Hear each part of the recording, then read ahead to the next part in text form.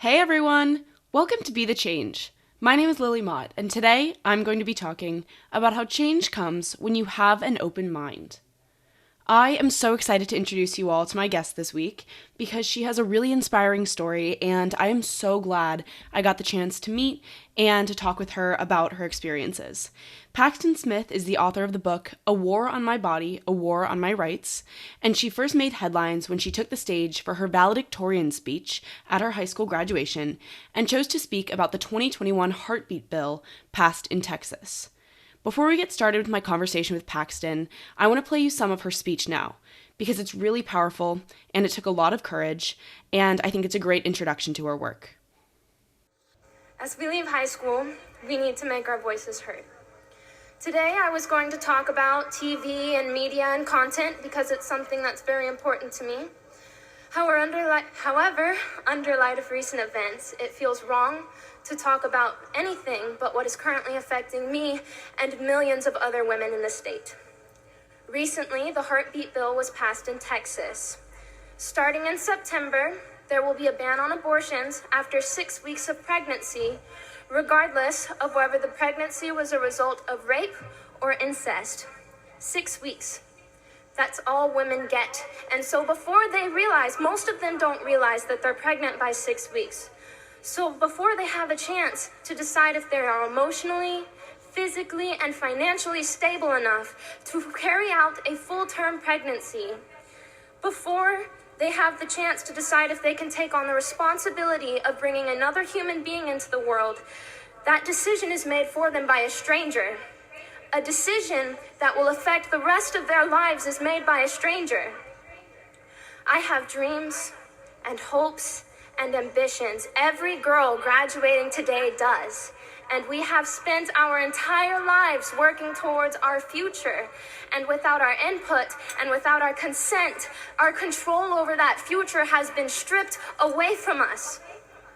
I am terrified that if my contraceptives fail, I am terrified that if I am raped, then my hopes and aspirations and dreams and efforts for my future will no longer matter.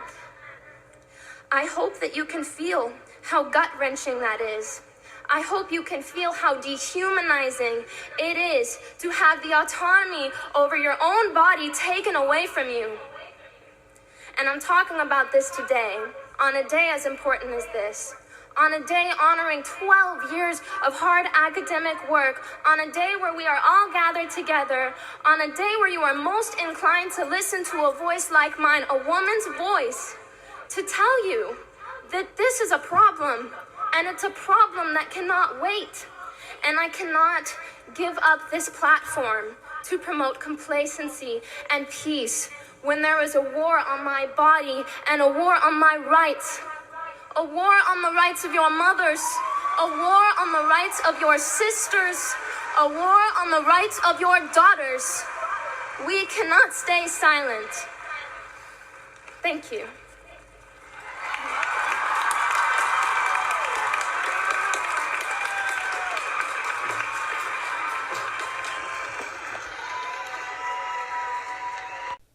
So, with that, I'd like to jump right into this episode featuring author and reproductive rights activist Paxton Smith.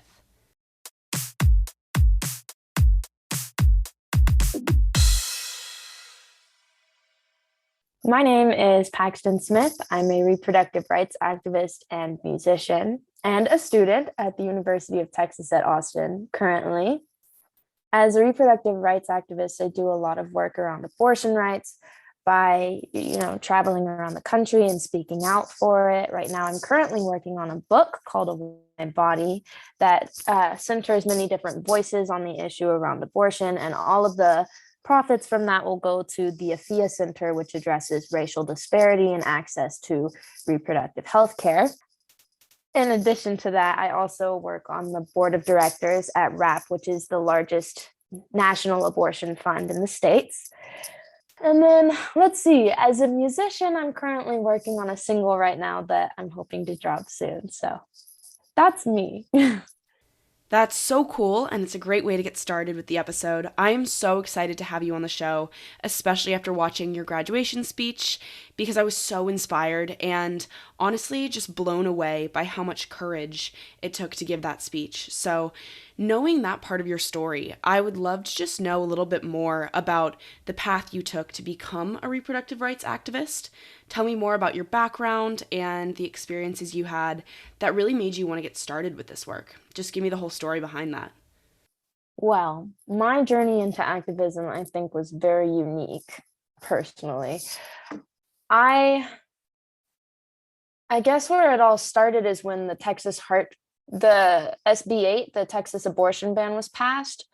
For me, when I saw that it was passed, that was a turning point for me in realizing that I needed to speak up about the attack on abortion rights right now. I knew for a long time that there was a lot going on around in the abortion rights world, and that right genuinely was under threat. And I think it didn't really hit me how real that threat was until the abortion ban was passed. And that was, for me, I needed to do something about that. I needed to bring attention to that and make other people realize that, yeah, this is happening now. And if we don't do something about it, then that right is just going to be gone for so many of us. Yeah, definitely. And I'm sure that so many people also had that experience when the heartbeat bill was passed because I think it just made the issue so real and so threatening for so many people. So I'd love for you to tell me more about the speech in particular. It was so inspiring, as I mentioned before, and I would just love to know more about the emotions and the thoughts that you were feeling in that moment and on that day. Just tell me all about how that day went for you. Just give me the whole story. So, what led up to that? Obviously, when I saw SB 8 had been passed, and kind of what I just explained just now, of realizing that this is something that I need, that can't wait, that has to be addressed right now, or it's going to keep getting worse. There was also a lot of feelings that came out during the speech in feeling really dehumanized by the bill and just feeling like destitute, that this basic freedom to decide what I do with my body and subsequently what I do with my life was no longer mine, but it was the government's. And that was really upsetting. And I wanted to bring attention to that. So when I decided to make the speech, that's what I was thinking.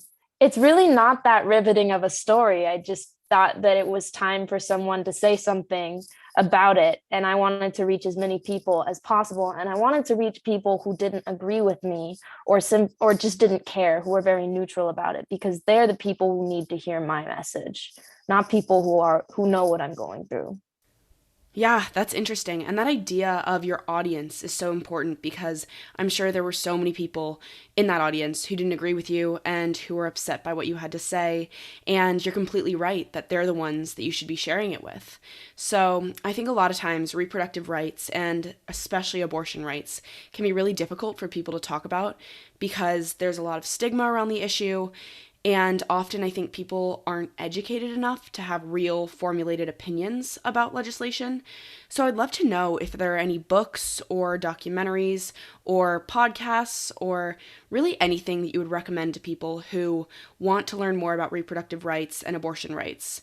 Do any materials come to mind? Okay, well, it depends on what side of the issue they want to know. If they really want to know about the history of abortion and reproductive rights, I would recommend Jane Against the World by Blumenthal. Karen Blumenthal. It's a great book. That one's really good. If you're talking about getting like a statistics point of view, like a sociological point of view about how abortion rights affect people, there's gonna, you know what, a lot of times there's not one singular source that's going to sum up a lot of that for you, so that's going to be a lot of individual research. I would recommend avoiding sources that have clear bias, so I would recommend just going to the CDC, the National Library of Medicine, and also keep in mind the date that all of the information was published, because if it was published in the 1950s, before abortion was legal, before contraceptives were morally acceptable, there's going to be some bias in that. Okay, so going off of that last question a little bit, I think with the lack of education and the stigma around abortion rights and reproductive rights, it's difficult to even bring up some of these issues, let alone have productive and respectful conversations around them. How do you navigate having these conversations, especially with people who disagree with you? Do you ever find it difficult to talk about these issues with others? And if you do you have any tips or tricks about how to have better conversations around these issues? Hmm. Honestly, I would just say you have to have an open mind. Nobody thinks that they're wrong in this issue. Everybody thinks that their opinion is the right opinion. They think that their actions and advocacy for whatever side they're doing the right thing. That's what they think. So just come into it with an open mind, be patient, listen, hear the other point of view, and hopefully they will do the same thing for you. I love that, and I think it's great advice that can be applied to pretty much any conversation you're in, so thank you for sharing that. I'd also love to know, as a reproductive rights activist, what changes are you advocating for, and what changes are you hoping to see pertaining to reproductive rights and abortion rights? What are you hoping to see in the future for this issue? Right now, I'm hoping that Roe v. Wade gets upheld. At the moment, there's a case in the Supreme Court, Dobbs versus Jackson Women's Health. Mississippi essentially passed a 15-week abortion ban, and they asked the Supreme Court to overturn Roe v. Wade.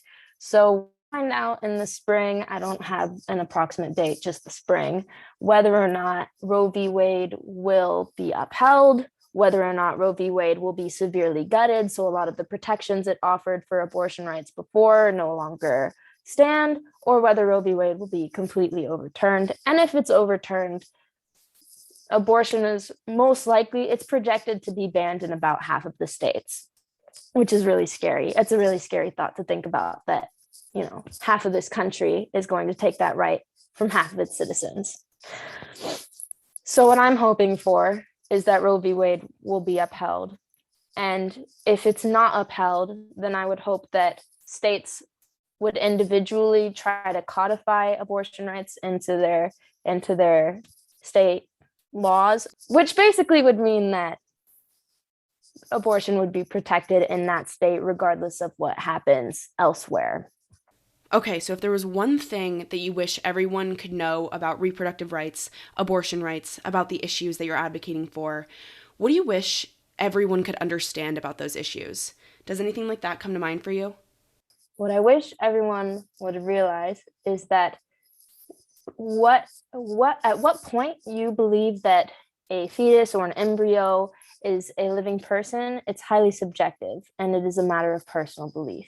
And if you believe that a fetus is a living person, you are in no way obligated to have an abortion. If you want to have a child, go for it. But at the same time, you can't use your beliefs and expect everyone else to follow them.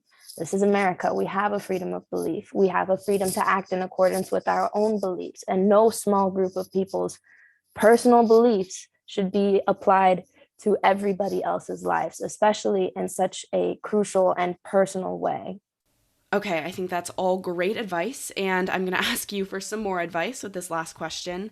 Lots of young people, particularly college students, want to create change and they want to make a difference in the world, but they may not know how or maybe where to get started. Do you have any advice for those people who may be listening?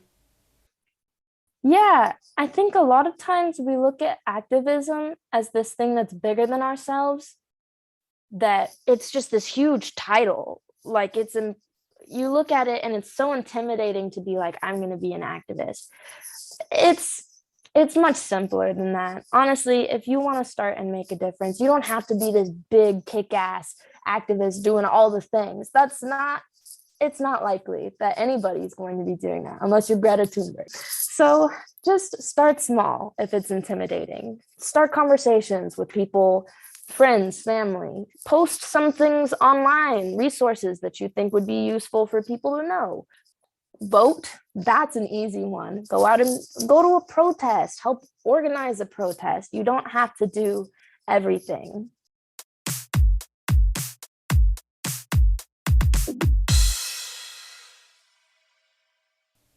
I was so inspired after that conversation with Paxton because I think she has so much courage and passion for the work she's doing, and I really appreciate that. I want to highlight Paxton's advice for having conversations about reproductive rights and abortion rights and other issues, and focus on when she said to have an open mind. That is such a simple piece of advice, but I think it's something that I forget far too often. We can get set in our ways and we can get so committed to what we think is right, and often we completely discount or refuse to even consider other people's ways.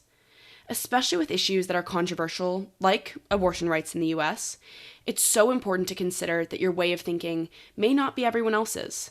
And the best way to learn and the best way to grow is to listen and respect the opinions of others, because change comes when you have an open mind.